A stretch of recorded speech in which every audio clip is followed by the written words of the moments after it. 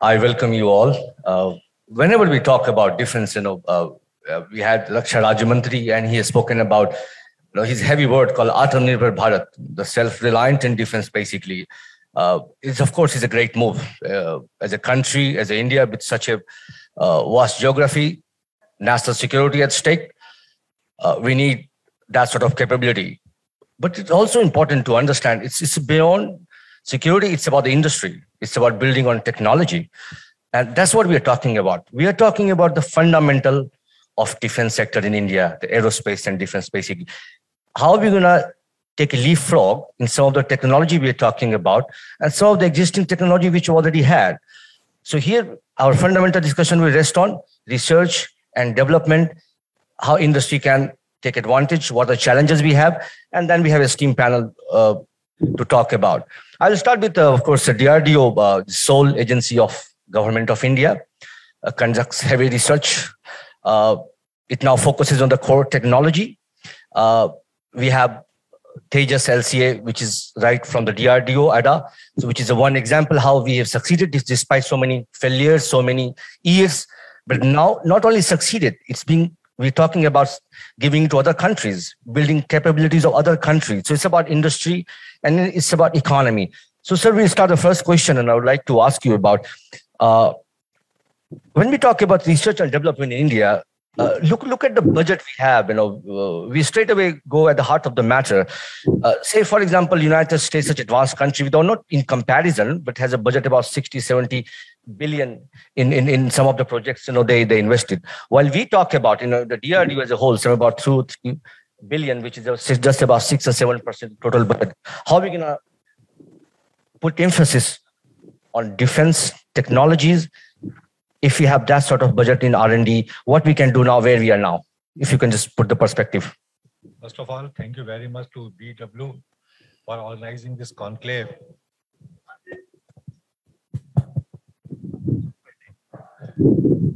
First of all, I want to thank BW for organizing this conclave and inviting me. As a matter of fact, last week only I have joined office. I was suffering from dengue, and still I am not in very good shape. But when Mr. Ajay Sharma invited me, I could not refuse him, and that's why I am here today. And first of all, these type of conferences interact with many industries. It is very good because yes, as you said, R&D organization in India, which is funded by the government. But apart from that, we try to inculcate R&D in various private industries through our development partner program, through TDF, through many other processes. If you will ask the question, I will reply you. And that's how I think the R&D is not alone done by DRDO today. I think it is done in collaboration with the industries in India. And then industry partners are very valuable to us. Basically, whatever design and development teaching to Indian armed forces through the industries, because they are the still there. Development and trial and testing. Now the question is outside weather about the budget. When we are at a 6 to 7% budget or defense budget, the type of challenges we have got ahead, how to go about it. Yes, right. If we compare, I don't believe in that. The budget given for the R&D in DRDO, given in India. And just to compensate those things, that's how the Make 2, Make 1, Make 3, all these categories have been launched by the Government of India, Ministry of Defense. And similarly, the IDEX, the TDF, etc., have also been launched so that the industries can be brought in for the R&D. So that total canvas for the R&D could be increased. That's how the whatever budget is coming from the public money can be enhanced through the public-private partnership. Nevertheless, the budget is quite less. Looks like that. The type of technology. Curtains are looking like in a home. The budget certainly required more, and the idea is continuously striving. But we have to understand the condition and situation of the country too. That seeing all the departments, etc., how much budget can be allocated. All they are passing through tough phase. Within that, we prioritize our activities, and that's how we handle the R&D activities in DRDO in collaboration with academia and the industries. Thank you. Thank you. Well explained. Of course, you said the background. No doubt, despite this budget, DRDO has this commendable job. You see the missile technology, which we have become Atmanirbhar Bharat. It's one of the next generation technology we have developed, and so others. But then, question back to say Maxis, the CEO, Mr. Saradi Babu. It's a homegrown company. They have their challenges. In terms of investing into R&D. And of course, it's no secret that defense requires a very heavy spend on research and development. And then there's also a challenge that you have the only one buyer, that's the Indian Armed Forces, that's the government. So how you see such a thing in our ecosystem? Question to you, Mr. Babu, if you see the perspective. Thank you. Once again, from my side, I would like to thank Business World for organizing this face-to-face conference. It's a long time since we met. And myself, Shardi Babu, I'm the CEO of Axis Cadus. Axis Cadus works on aerospace defense very deeply, building global partnerships in airframe engineering and also defense avionics. To answer your question, I would like to take a two-stage thoughts. See, number one, it's very important for us to see how the aerospace and defense technology and also the private industry, how did it really evolve? Almost maybe 15 to 20 years back, it used to be a small scale industries that were around the PSUs, be it HAL, be it BEL, or be it MDL, BDL, all of them developing components, subcomponents, and tooling. And much of the design work was happening within the PSUs, and the R&D was focused within the DRDOs.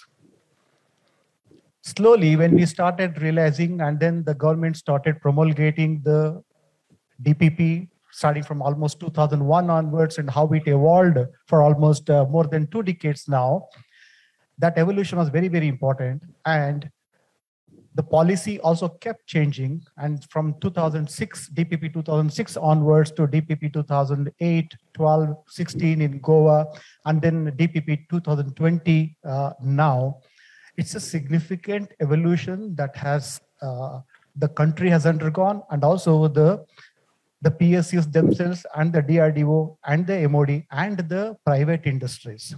So I would really, I really want to emphasize and then take pride how this entire DPP was implemented, and Axis Cadus and also a lot of my colleagues in Tata, L&T, and also in Mahindra and other companies took part in the evolution. And today, we can see that we have built global partnerships. So many of these programs that were actually announced in the last 10 years helped us to build large relationships. And we have built relationship with Thales and MBDA, and also with the global, the ship makers, the DCNS, and also with many other tier ones in the globe, in Europe, in US, in Russia, in Israel, and also make the flow down from these partnerships to the Indian MSMEs. So it was very important to take the complete team along, where we built the partnership with the smaller companies. So it was the bridging of this global partnership. So we have 2 options, which was significant questions, and we are replying. Going forward, the large programs culminating, and also DRDO and PSUs taking the lead in Make in India is the one which is going to drive the technology development within the small industries, medium industries, and also some core technology development between DRDO and the large industries. The strategic, the SP model, I'm very sure will certainly drive a lot of technology development and also a lot of final assembly lines where large infrastructure is required, infrastructure investment is required. So from my side, I'm very sure the large program and the program flow down from the last time point Ministry of Defense, from the DRDO and the PSUs will drive the one set of development.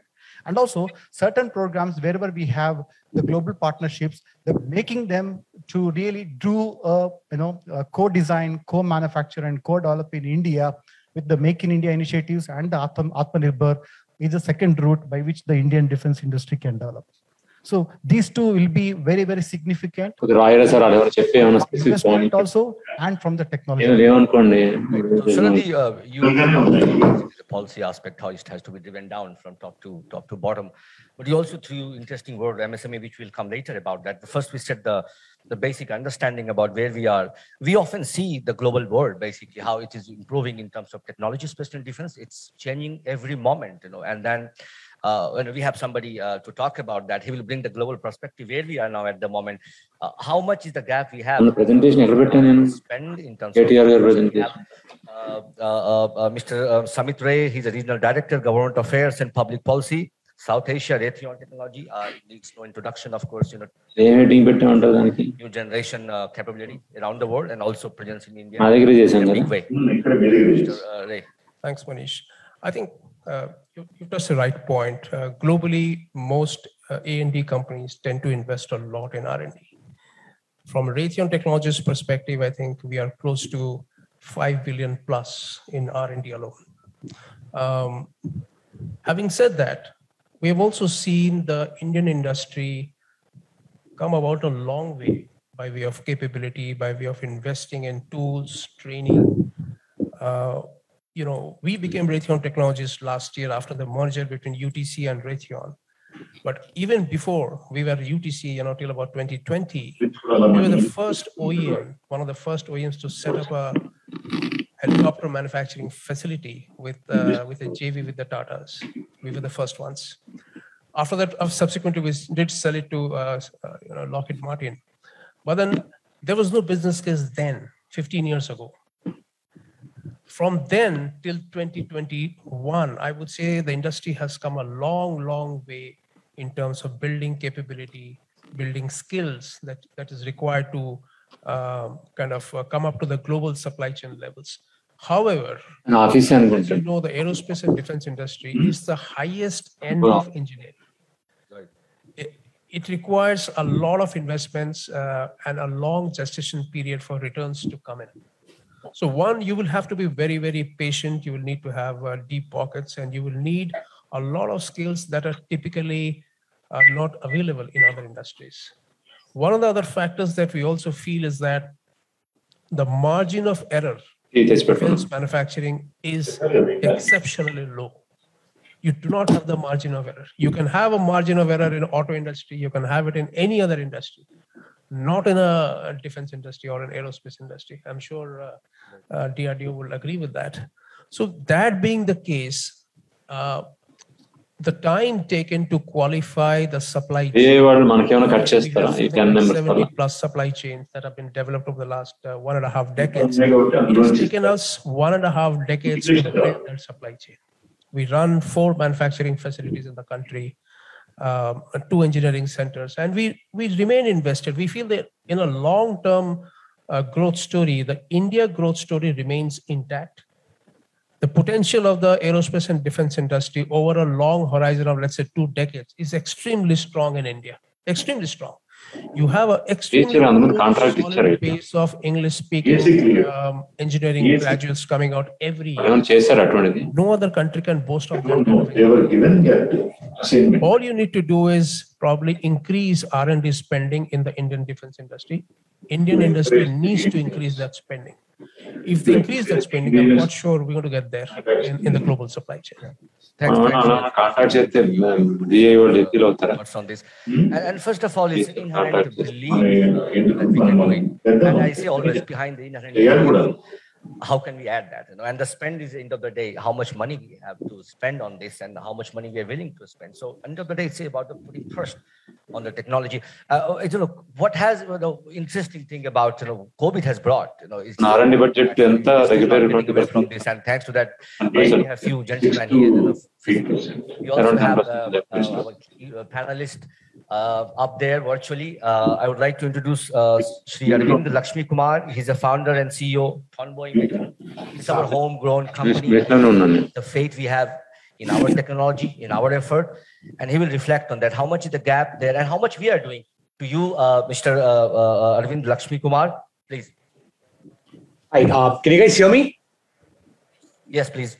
Thank you for having me here. One of the things which speakers have been talking about is investment in R&D.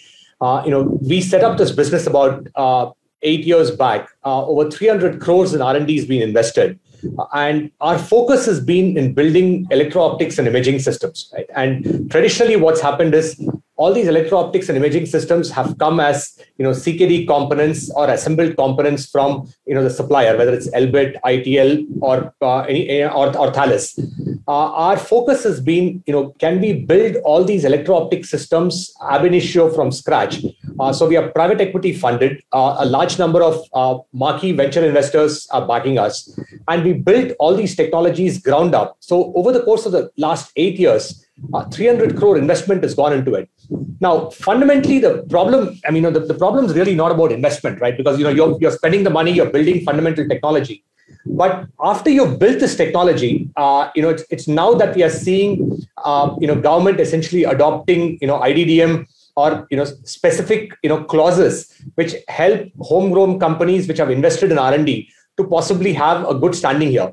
Now, the problem is not really in the principle of IDDM, right? The problem is in the implementation. You could invest so much money in R&D, but if the amount of weightage which they give to superior technology as part of the procurement is minuscule, which is enhanced parameters right now contribute less than 5% of the total bid value, right? So it still is an L1 game. So for most companies, the question really would be, do I want to invest so much money in R&D just to have a 5% advantage on enhanced parameters? Or do I just go and get any technology which meets the basic low bar and compete on it? And I think Sri Venkatraju would probably agree with me on that. He's been doing this for a long time as well. We have spent a lot of money, and the fundamental thing is that unless the government says, look, you've invested in R&D, we'll respect that R&D investment. Because the problem, what we are seeing with IDDM also is that a large number of companies are bidding on IDDM contracts, and these companies have been allowed to bid on these contracts. They don't own technology, right? They get it as CKD components from China or Eastern Europe, and they call it Make in India or IDDM. And the government is not able to discern between what is true technology development and what is someone building technology components and building a box around it and calling it IDDM. And I can put tons of examples, right, of programs where there are IDDM participants who really should not be there. So I think there is a fundamental issue of implementation and the desire to have truly homegrown R&D. And I think that needs to be fixed in some form. And I think that's the fundamental gap out here. Thanks, Mr. Lakshmi Kumar. To Mr. Venkataraju, he's a CMD, VEM technology. Taking cue from Lakshmi Kumar, he said investment, we have plenty of investment. And how do you see as a CMD of a, again, homegrown company, do you have plenty of investment for R&D in India? You have to develop a lot of components, specific components that required a lot of original, say inputs, scientists together, technology together.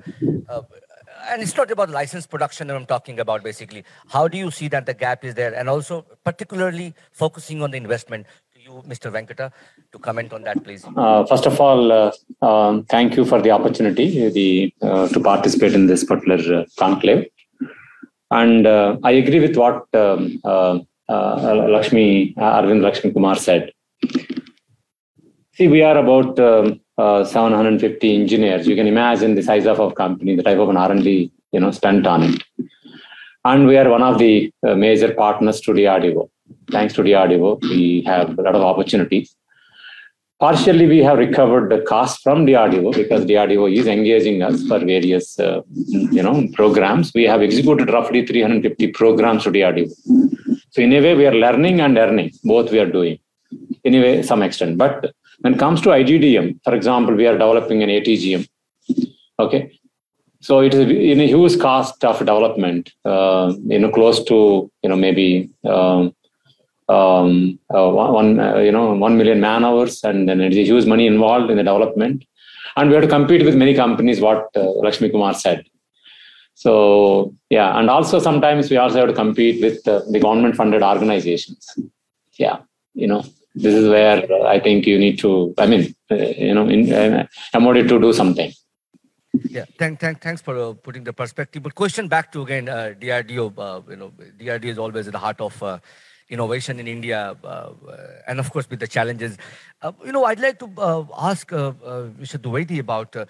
We often talk about technology transfer. Because the legacy we have in terms of the license production, this word has been doing quite a round in our defense ecosystem. We had Sukhoi. We in fact made Sukhoi engine, but that was a technology transfer. So what does it mean now when we talk about R&D today? When we say we need to build up capability, we need to focus on original research and development. Where does this TOT comes into picture? Can you define into the concept too? And of course, from the horse's mouth itself. Thank you. The TOT is a very important thing, but you have to see in the two different contexts. What TOT DRDO gives to our industries, like Tonvo is sitting here. The Tonvo has taken the TOT of EOIR, electro-optic infrared system. When we give the TOT, when we give the know-how, know-why, all the design details, we do not hide anything from our industry, because we trust that we have to support our industry. That's how the India will be a developed country, and we have to push our industries, because our motto from the whatever we are doing out of public money from the government of India, we want to push our industries. We want to accelerate their growth, the defense manufacturing sector. Whereas when you take the TOT, the same TOT term, when you are taking the TOT, so-called license production, like Bofors gun, like MBT T90, there you get the TOT, the license production, but you do not get the key components technology. Finally, you are solely dependent on that OEM. And still the various systems, what we are so-called producing in India, almost 30% of the key systems are being imported even after the TOT has been given to us. It's a fact. So there are two different things are there. The second thing, let me also tell you, when DRDO is giving the technology transfer to the industry, the DRDO signs the licensing agreement and mentions there, if you develop any innovation over my technology, IPR is mine because I've already filed the IPR. But whatever new innovation you do, the exclusive marketing right will be given to you. And that is the reason today I tell you, 5 or 6 years back, hardly 30, 40 technologies we used to transfer to the industries. Today, in excess of 200 technologies every year are being transferred to the industries. The industries are queuing up. Today, if I tell you, anti-drone system, already 8 industries have applied to take the technology transfer. To 3, we have affected the TOT. Similarly, you talk about the any missile system, Astra missile system, the warhead system, anything you talk about, the industries are queuing up because our technologies are now number one, the world class. The industries have developed a trust in us. And third thing is, armed forces have also developed a trust. Let me tell you, any technology Indian armed forces will not take, even they do not find it suitable, because finally they have to find the adversaries which are having the equipment given to them, like Pakistan by Europe and America, because they were not having their equipment. And let me tell you, at the border, the victory is not because only the equipment, the moral of the soldier. If soldier thinks that I am having the rifle which is inferior to the Pakistani rifleman, he has lost the bar before firing a bullet. So morally he has to be high. And when they are using Indian equipment with the confidence, they know this equipment is superior to the adversary's equipment.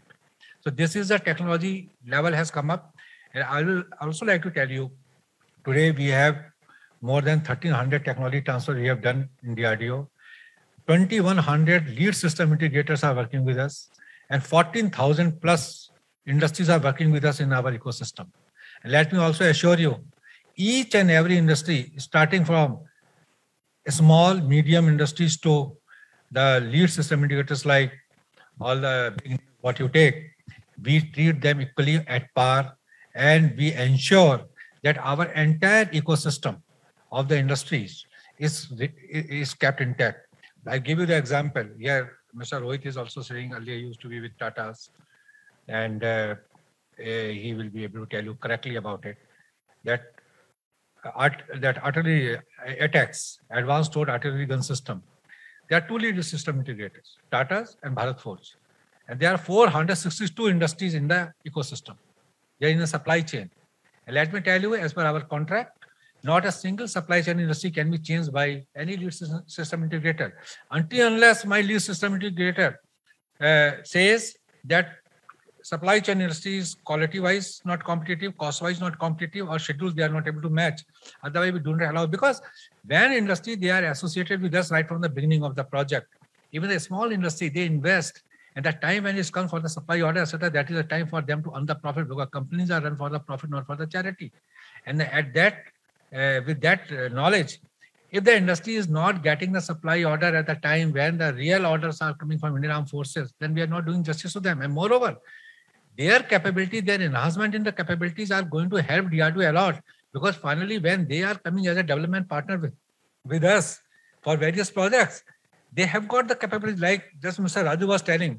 Mr. Raju has got enormous capabilities today because his company and we understand each other so well, and we know his capabilities of many of the subsystems and the products we can subcontract to Mr. Raju immediately, because we know those systems will be coming, and then we will be flying the missile system on whatever we want to do. So this type of ecosystem we believe in. We truly support our industries. We trust that our industries are integral part of ours. At the S&T level, academia helps us, but when we make the complete system and then we go for the trial, etc., the industry is there. And let me also tell you, whatever DRDO funding, DRDO gets the funds. Today our budget is 24,000 crores. All our projects, 100% I can assure you, they are not done without the industry. For each and every project, industry is a partner, now as a DCPP or development partner earlier, and more than 60% of the project cost is given to the industry for the development work. That's how the industry do the R&D also, they develop the product also, and that's how the entire supply chain ecosystem, this thing is completed. This is the question, what he asked, I have answered. But I will also like to tell you a few things. Everything is not so rosy also. We say, like Tonvo gentleman was telling, that we have got very good R&D system, R&D culture and all. Agreed. Today, Indian industries are much, much better positioned. Now you see the L&T, the K9 Vajra, the complete system they have given to Indian Armed Forces. Now industries have come up to a level where they, like Bharat Forge, talk about the complete armor, that complete armor they are able to manufacture and supply. The barrel, breeze block, etc. But how many are such industries? I still tell you, your R&D capabilities will be known. How many patents you have filed, how many process patent, design patent, product patents you have got. Then your true R&D will come out. Just telling that you are doing a lot of R&D, it is nothing. It's still, we are doing R&D, rather we are doing the things which are already existing in the world, and we are trying to duplicate in India. But when you say true R&D you are doing, then your patent will speak. Here I will tell you, you may not like it many a times, but it's a fact. Number one, the documentation. I have seen the big companies, probably they have got the proper documentation, but their ancillaries, their other support industries, I have gone and visited myself. The documentation is lacking, the quality part is lacking. Many a times for R&D, you have to retain the manpower to continue, to have the continuance. That is being lacked. See, R&D, see, I am a scientist, passed out from Delhi College of Engineering long back than IIT Delhi. But suppose I would have changed DRDO and gone to some other industry, and then DRDO was not able to retain scientists like us, then today DRDO would have not been in the same place where they are today. So like ISRO, DRDO, BARC, CSIR, DST, all these organizations, if you take, their retention is very important. And that industry have to see again, as far as R&D is concerned, for production you retain as per the business model, etc. It's up to you. But for R&D, you have to see for those things. And I know certain industry I will not like to name, they have retained the talent for the R&D purpose. And they are doing fantastic work. They are the big exporter of many things. And today, DRDO takes pride that most of the industry, you talk in the Indian defense sector, they have grown with us, grown with DRDO. We have amply funded them. We have amply worked with them. My scientists have worked there. They have gone and sat in their premises and worked there. And that's how the complete ecosystem has come up to this level. So I think we are having very good system. Now we are at the cusp where the industries are very capable to take up many bigger programs and projects. And we are looking for it. That's how the Make 1 up to 70% funding is there. Make 2 is already going on. In Make 2, many of the industries have approached DRDO as OEM. So I think enough things are there. Make 3 for indigenization, enough things are there where the industries can really take off. And DRDO, let me tell you, we have got enough policies seeing the government of India's intention, because will of the government is very important. And this government has got that strong will to support industries. We have tweaked all the policies and dovetailed all the policies with the intentions of the government. And today, if you approach us, we are there to help you out in any form. That will be consultancy. Our test facilities are open for you. Our patents are free of cost available for you. You develop the technology, it is yours. Only patent is mine, but technology, whatever product you develop is yours. We have got technology development fund. There are up to 10 crores we fund you for the R&D. I think enough thing based on the country, economic situation, etc. We are still developing country. Whatever maximum we can do, the government is doing and DRDO is doing. Thank you. Yeah, so Mayank has almost explained, the policy part. But DRDO being a research agency, I would like to again understand from the industry perspective. Again, focus on back to the global perspective because these guys invest a lot of money in the R&D. What is their model, by the way? Overtly, what happened when you have a defense key equipment initiated by government? It keeps a concept contract to the tier 1 OEM, what we call original equipment manufacturer, and then it spill over to further down to tier 2, and then we talk about the MSME. But then we talk about the Raytheon to this question to Samit. How does this model work? In your case, you suppose you develop some key advanced next generation technology, which you have never seen. It's a concept. Say something like they thought about F-35 fighter jet, but nobody thought about it, the 5th generation of stealth, which can't see a fighter jet up in the sky, with that supersonic speed. What is your model? What is your global experience? How Raytheon works on such a who funds? How government? It not maybe the case from the India specific. You could quote from any other country, put up the model for all us to follow through and understand how it works. Thanks, Manish. Interesting point. So Raytheon does get a lot of funding from the US government. There's no doubt about that for platforms. But what also happens is in the US, you do not have any government PSU, which is into manufacturing of defense products. The defense industry in the US is mostly private.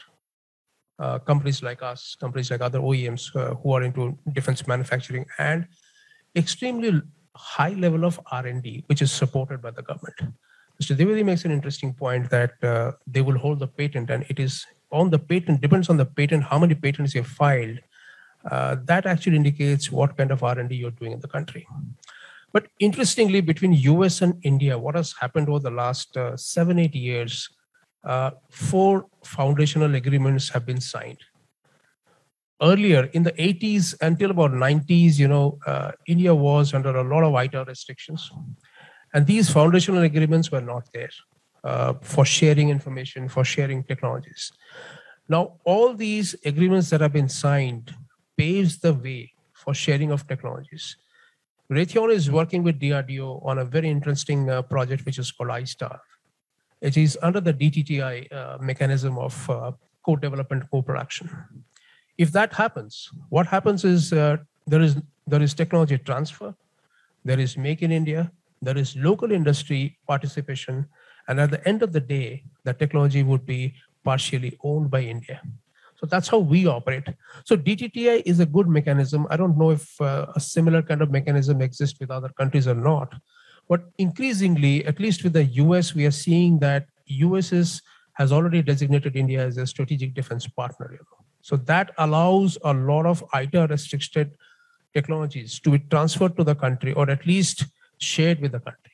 If not transferred, at least shared with the country at this point in time. There would still be certain technologies like engine technology. We are the world's leading engine manufacturer, both commercial and defense. So the hot section of the engine continues to remain out of bar from the for technology transfer. But there is a cold section of the engine, which can still be considered for transfer to the country. Then we have radars, we have sensors. If it doesn't impact the national security, I think under the, I would say, bilateral agreements that India has with many of the other countries, especially US, it is possible to transfer technology. It is possible to have co-development, co-production arrangements. We just signed an PIA with HAL for looking at opportunities that can be taken up for joint development and co-production in the country. As I said, we're already working with DRDO at this point in time. These are the kind of arrangements that are actually going to help the country get that core technology which India so desperately wants, many areas, including space. Thanks, Amit. No, but back to Tonbo. Tonbo seems to be the flavor of the research today. And of course, in homegrown companies, so love to talk about more. And then again, you said funding part. Government has a lot of initiative. IDEX. We have defense innovation. Of course, DRDO also supports a lot. So, do you think we have enough mechanism to address if a company like yours who is building up new technology? And of course, that's how DRDO had mentioned. You are gearing up for that revolution, basically, as a homegrown company. So how do you look at, do you think some more support required from the government on the policy part, or we have a sufficient mechanism to have such an initiative in our country, a company like yours, I think the issue is a relative scale of funding, right? I mean, and obviously, it's not fair to compare the amount of money allocated in US versus in a BA or an SBIR versus the amount of money which comes from TDF or from IDEX, right? Because the scale, our budget is significantly lower than that of the US. So I think in that sense, I think apples to apples comparison in terms of the amount of money which can come out is obviously going to be hard. But you got to think about some. But in reality, right? If you, I've seen some of the projects which were put out for funding, saying build a next generation, laser munition system, right? And you say, look, I have a budget of 25 lakhs grant I'm going to give you. You're not going to be able to build anything with 25 lakhs, right? Forget about 25 lakhs. You're not going to be able to build anything with 2 crores on it, right? Now, the point is about drawing parity between what's the complexity of the problem versus what's the budget which can be allocated for it, right? So choose problems which might make sense for 10 lakhs or 25 lakhs, but don't have a problem where you say, look, I want to build a next generation imaging system and invest, you're going to put 25 lakhs. Just as an example, I told you, right, from the amount of capital which has gone in to build infrared imaging system, just the optics part of it and the imaging part and the electronics, we have spent 300 crores, right? And the issue, it's not, and I think the difference has got to be, I think the question is not about how much money the government is going to spend. It's about once you have spent the money, whatever you spend, or companies have spent their money on their own, right? Whether it's through DRDO funds or through private equity money or public companies which have gone public in the recent past. The recognition in terms of acceptance into the contracts and the place where I differ from a lot of the government policies in this, and I come from a US DOD background. I used to work with the US DOD till 2003, right? And I understand the procurement process there pretty good. Now, the problem which we have is that when you are validating a company, if you come and say, hey, listen, there's an SME in India or there's a company from India, is this capable or not? One key metric to be able to evaluate whether whether what they're building is capable, and and I disagree with Dr. Dwivedi. Patent is not the necessary mechanism to do it, right? Because it's I personally own a bunch of patents, and I think it's a waste of time, right? And I disagree just in principle. I think the way to evaluate. I think the way to evaluate is. I put this question this way. See, you are a bright young guy from IIT, and you have excellent idea about some defense equipment, say imaging technology, and you don't want to go for crowdsourcing and all that. You just want to have a small company and then look out for somebody. Look out for our own government mechanism policies. You search within those policies, and you say, I have IDEX, I have defense innovation, I have DRDO to go for. So do you think these are the sufficient a mechanism way through for a bright young startup to look up to and get some funding, start doing what they want to do, develop a technology? That's how the ecosystem is built. So my question fundamentally to you, because of course you are a young entrepreneur, you are into the defense, and this question would be applicable to a lot of startup in India and also the SME, if you call it. So if you can talk this way, perhaps. Okay, so I think I got to interrupt you. One thing, I'm not young. I'm fairly old. I'm approaching 50, right? So it's so I think I think it's but thank you. I mean, it's good to be the company of young people, so it's great. So I think share wherever you are, of course. So I think the fundamental thing is, yes, absolutely, the government is taking a lot of right steps, right? IDEX is a fantastic program, right? And IDEX has been extremely supportive. We've been working with Sanjay Jaju for a long time. It's a great program, and it's in the right direction. The point I was trying to make was not the R&D investments, it's post R&D investments as part of procurement, right? R&D is just the first part of it, whether if IDEX has given you money or DRDO has given you money and you build the technology. after you build it, to scale it up, right? And I'll draw a parallel with capital required to scale it up. You just have to compare private defense companies in India, which have raised capital from private equity, and defense companies in the US, which have raised capital from investors, right? The scale is substantial, right? Unless you're able to raise that kind of capital, you're going to be paying in the fringes, right? You will not be able to, because the problem I'm seeing is it's not about building a product which you're going to sell to the Indian customer. If you want to be truly world-class, you need to be able to build a product where you can go and say, let me compete with Thales in Spain. Let me compete with Thales in France. Let me compete with Rafale or Elbit with IDF, right? That's where the true, judge of the capability is. Selling to, like say, for instance, if you say, look, I'm selling in India, great. It's wonderful. We should, the Indian customer should buy it. But the validation which the government also has to look at it is that look at private companies and see where they are selling outside. If they can see that IDF in Israel buys it from you, the Navy SEALs buy it from you, or the French feline buys it from you, it's clear that you have capabilities, whether you have patents or not, right? It's irrelevant in it, right? So I think that's a fundamental recognition which the government has to figure out. So I don't think it's the money. I think whatever the government is spending right now in terms of R&D money, that's perfectly okay. Right. You raised the point, So Lakshmi Kumar, back to Venkat ji. You tell me first about, so once we develop something, we have a capital. Now we want to scale up, So what do you do as a company like yours, who want to scale up, have a very unique technology to offer? Because there is only one buyer here, that's the Indian Armed Forces. But you look overseas, you look around the world, the way we look for technology from other countries. So how do you see such thing? See, I appreciate Lakshmi Kumar's views. Our Indian scenario is, different. We are actually today, most of our production is going through the public sector companies to the services. We are all, tier 2 and, tier 3 suppliers to the PSUs, except some R&D work which we do with the DRDO. Again, that is also a tier 2 scenario. So we have only few such opportunities under Make in India to supply systems. There we have problems. And we also have problems in terms of, for example, when we want to have a technology transfer from DRDO. So we have a capability one side, and there's a financial gate also on the other side.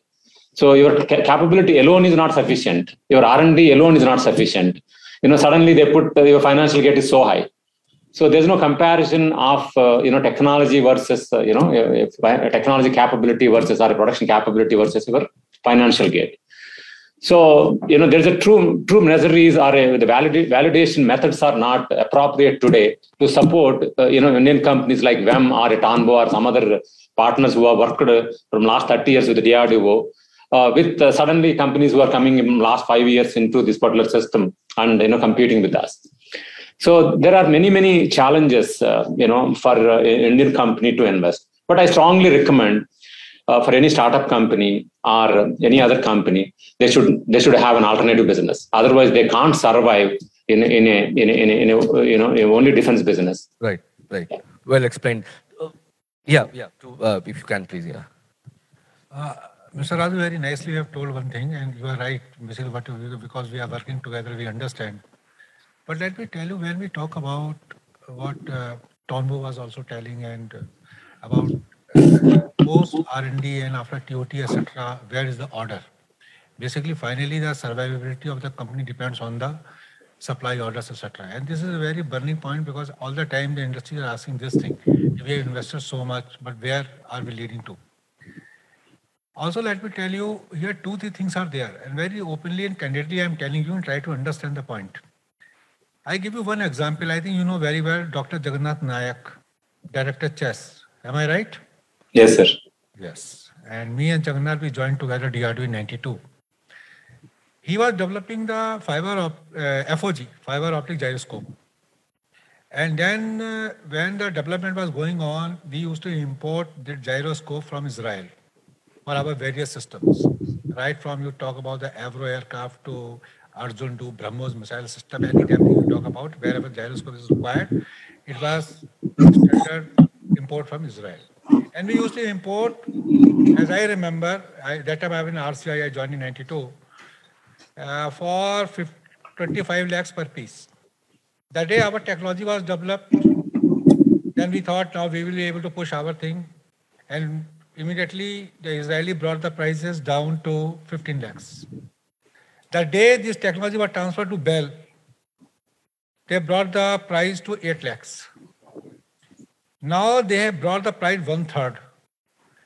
And now I tell you, we struggled a lot to ensure that whatever technology what we developed, and this technology does not die down, and Bell is able to supply to Indian Armed Forces or to our Indian industries, BDL, etc., is a Herculean task.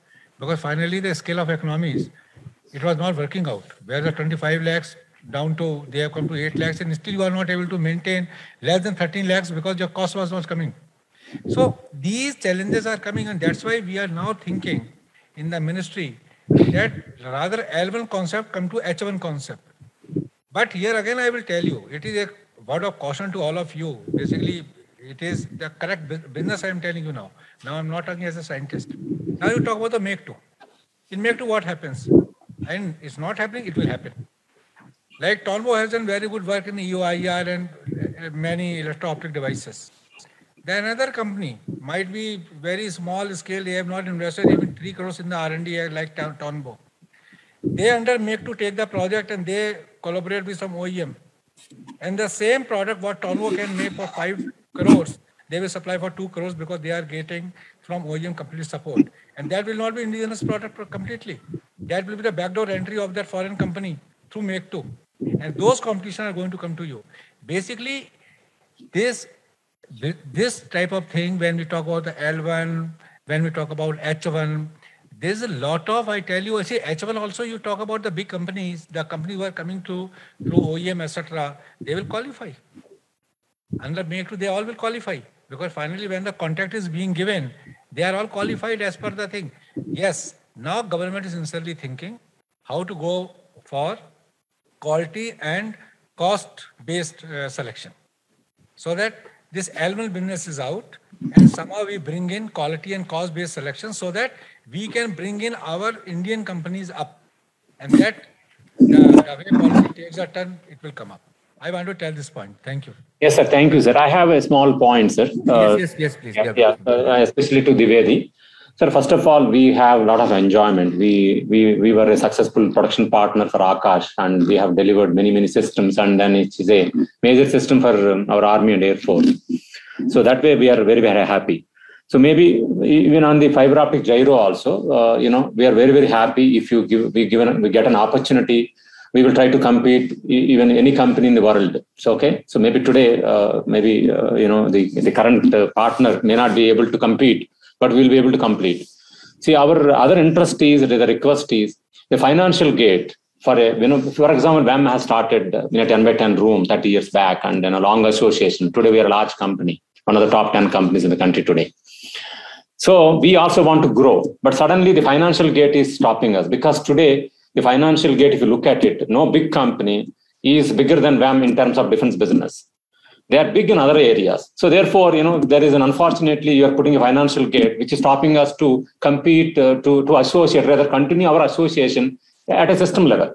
So then, you have an advantage because VEM has a capability. We are not a build to print, not a, only screwdriver. We can add a value. We can bring down the cost.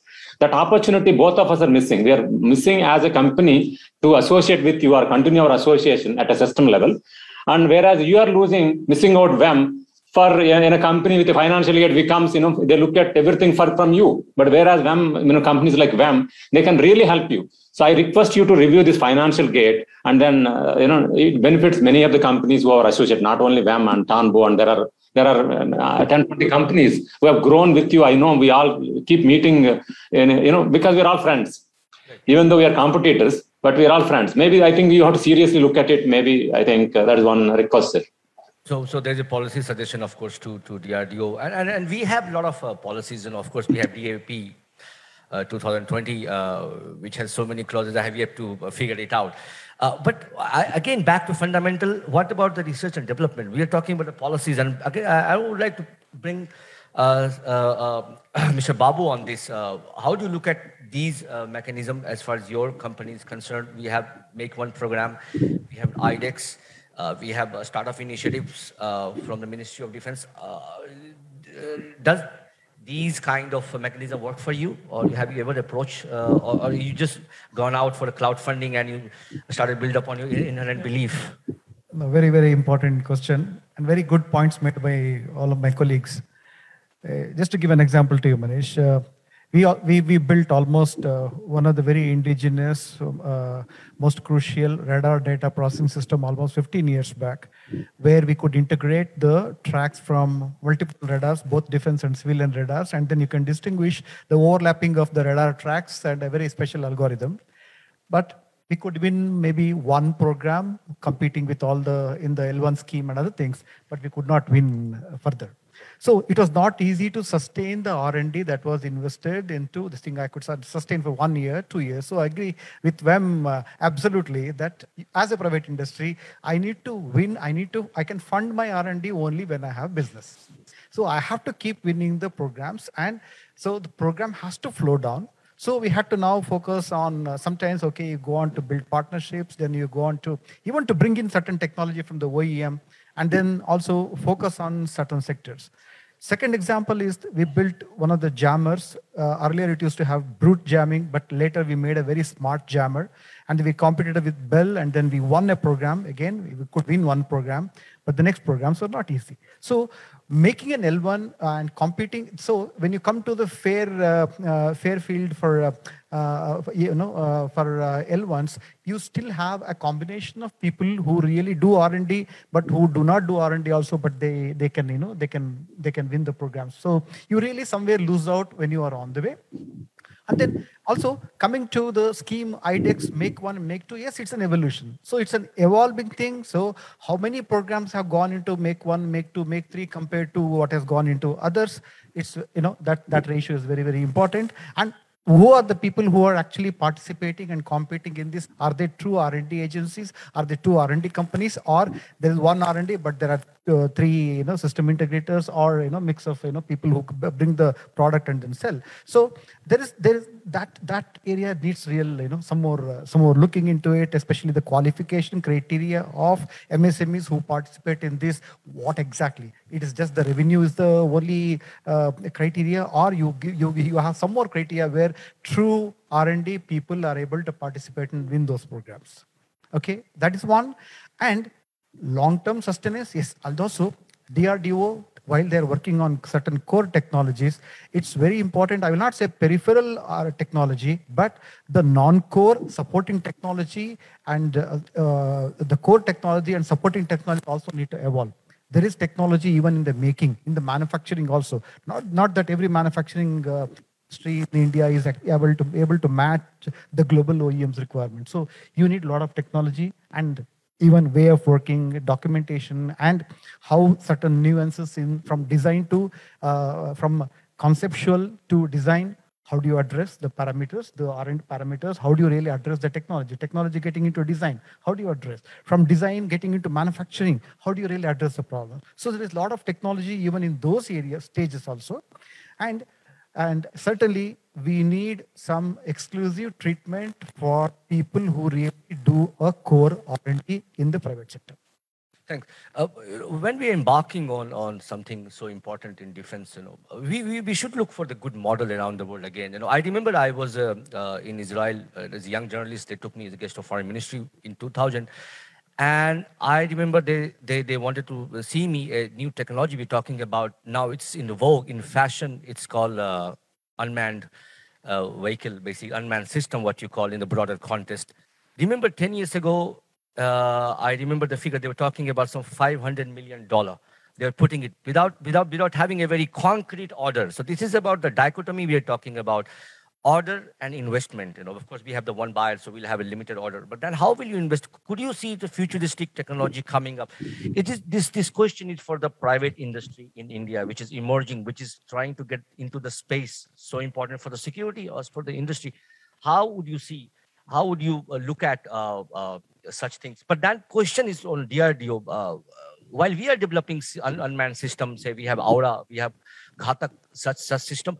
The budget for that, again, I'm talking about, it's just mere 200, 300 crore rupees. That's mere insufficient. And then we're looking out for buying and spending some $1-2 billion. Why would not we spend that money in DRDO with startup, with the defense industry, with the Indian private sector? Why would not we have this faith and make it a national mission instead of looking out, scouting out for the global market? Of course, armed forces needed it. We need that, and an emergency purchase basis. They are buying few of them, which is guarding. As Mr. Gupta was here, we have P8I, which is anyway is a great aircraft which is doing a surveillance across Indian Ocean and Ladakh. But back to the DRDO, do you think there is a need to focus such thing, more trust on this technology? We could have Ghatak up there now. We could have Aura unmanned system pretty much on, or what we need to do, keeping such a situation. And if you look at the global model, say the case of Israel, you also quoted about. Here, I would like to tell you one thing. Yes, you told the UCAV Ghatak, right example. Anyways, program is going very successful, and whatever the funds were allocated within that, DRDO is able to do the job. And one more thing I would like to tell you, that most of the technology what DRDO used to develop, because earlier the industries were not that much capable in India to do the things by themselves with R&D and making the product by itself. Only we were dependent on ordnance factories and DPSUs. And the private industry you talk about, I remember, first experiment with the private industries was done by Dr. Kalam in 1991-92. That time, the Pinaka rocket motor and Pinaka rocket system, the launcher system was given to Tata and L&T, and the rockets were being manufactured by Ordnance Factory. Now today, our rockets are being manufactured by private company like EL, Nagpur. And that experiment was done, and that's how we realized that today, if you see the two launchers made by Tata and L&T, they two are different launchers. Basically, if Indian Army was, they have a lot of difficulties because the inventories are different. Though the launcher is firing the same Pinaka missile, the designs are different. So that was our state once upon a time. Keeping that thing in mind, now we worked with the industries. Now today, a lot of commonalities are there. Industries have come up like anything. Today, if you talk BrahMos missile system, now the 60% of BrahMos is completely indigenized, and a company like L&T, Data Pattern, etc., so many people, they have contributed. That's how we have come to this level. So DRDO has decided one thing, 108 items. Whatever DRDO is designing, developing, and getting manufactured from the industries, they will not do this because those technology already exist with the industry. Industries are capable enough.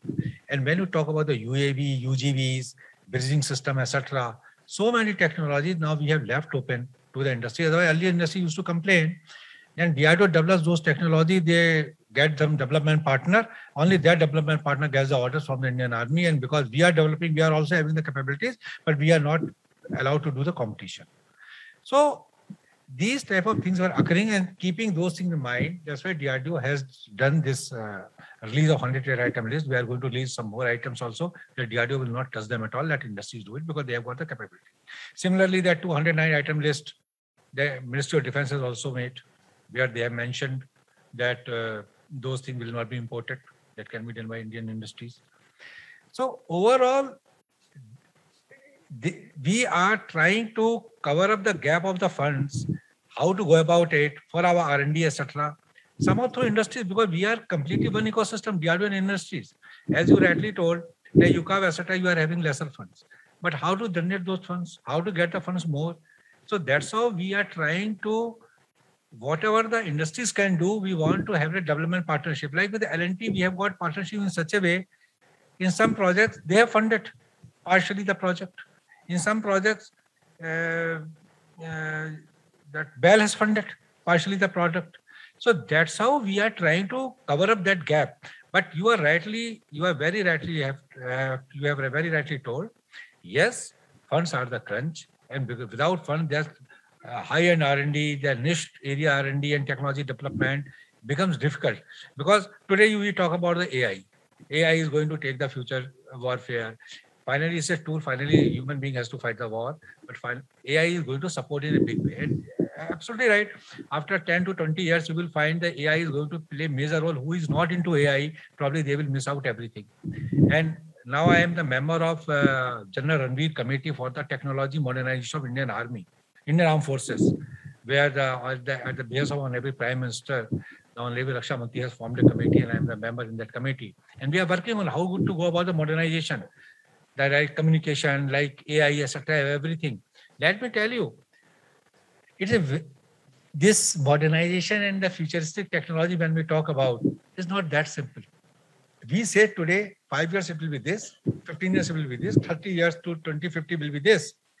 But suddenly Galwan comes in and we find light tanks are required. Suddenly some new things happen, we require. Now suddenly that drone system started coming from Jammu side. Then we wanted counter drone system. Finally, we found the soft kill will not work. Hard kill is also required. Then 2 kilowatt laser system we deployed.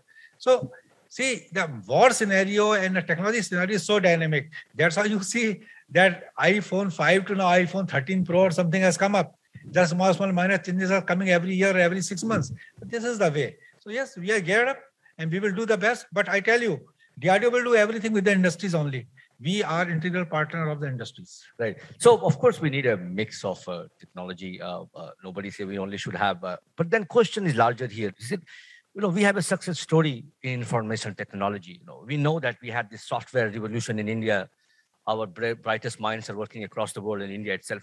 These new technology we are talking about, robotics, artificial intelligence, these are fundamentally based on the software, and then we built up around, machine. We put that in the machine. So are we futuristic enough to address that? At least what we had something, what we gained something. Of course, we're not talking about the hardware and machine, which we of course lacked a bit. So we had a different import system, and that's what we're trying to do such things. So why we are not so futuristic, and why we are still stuck in the dichotomy of we will have certain orders and then we invest. We have to look in the future. I would like to put this question to again back to from the Rayothon perspective to Mr. Ray on this. Say how the emerging Indian private industry can look up to such opportunity and start looking at investing, researching, developing, either through own or with the ideas across the world, not seeing the immediate future, immediate order, and this is how the ecosystem should be built up. What's your take on this, please? So I'm conscious of the time. We have like 3 minutes left. I'll address one point on the procurement. I think somebody mentioned that end of the day, you have to do business to put in money in your R&D. One of the pain points of defense procurement has been the long gestation period in procurements, capital acquisitions. We are a tier 1 supplier to frame makers like Airbus, Boeing, Lockheed Martin, but we are also a prime. From a Raytheon Missiles Defense and Raytheon Intelligence Systems, we are also a prime. We work a lot with WEM Technologies and companies like them. Now, when you do not have acquisitions being decided over, let's say, a decade, 10 to 12 years, our commitments to our supply chains also falter. We are not able to flow down the work that we had promised. In a decade, the technology changes. The weapons that was being used in, let's say, early 2000 is no longer used. It's all sensor driven, it's all data driven.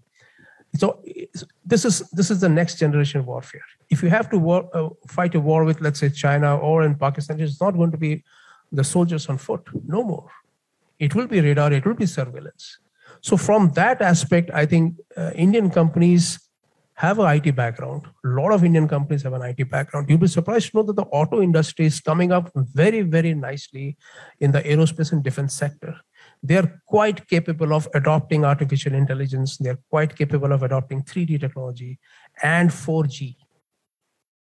So I will close at that and leave it to you that government has to decide on reducing the cycle time of procurements. Otherwise, the bus goes. You cannot buy a technology that is already 15 years old, right?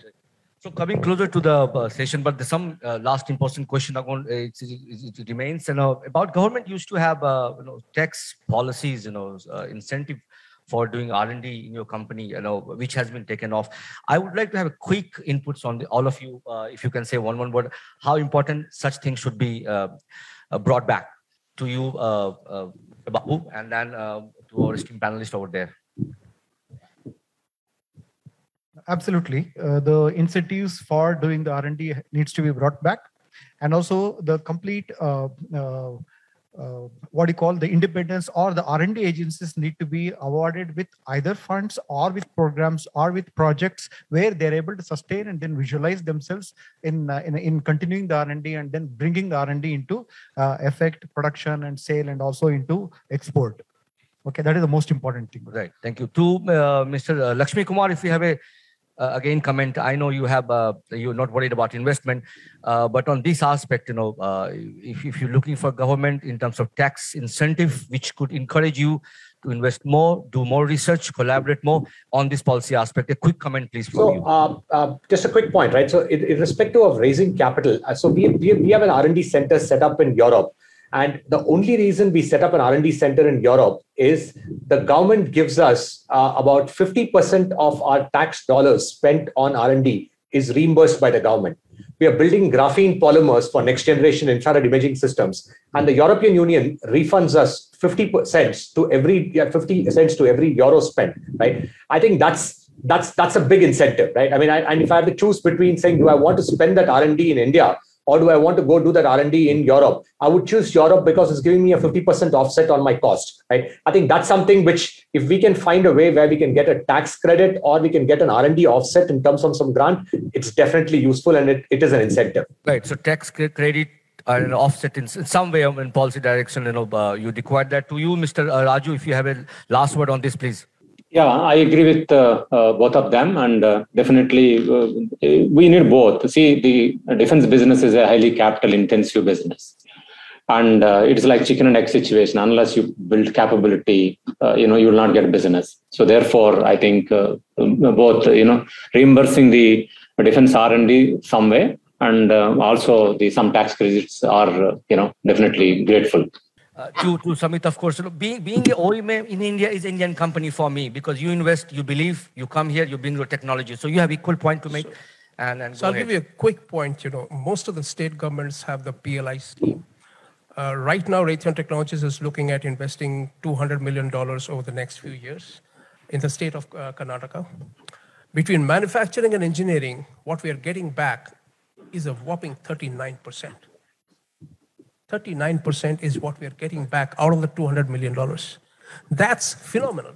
If you have a PLI scheme that can be extended to defense manufacturing, that's a discussion that we're having with MOD, that can have serious impacts on the FDI that can come into the country.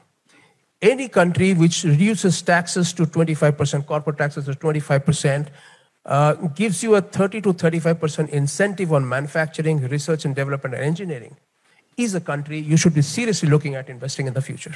Thank you. So on this note, thank you so much. Thank you, gentlemen, for participating. This issue is fundamental. At Business World, BW Defense, we have been focusing on such fundamentals. At the end of the day, it's about capability of our armed forces and the industry and our economic growth. Thank you so much for the esteemed panelists. Thank you, audience. Thank you so much. Thank you.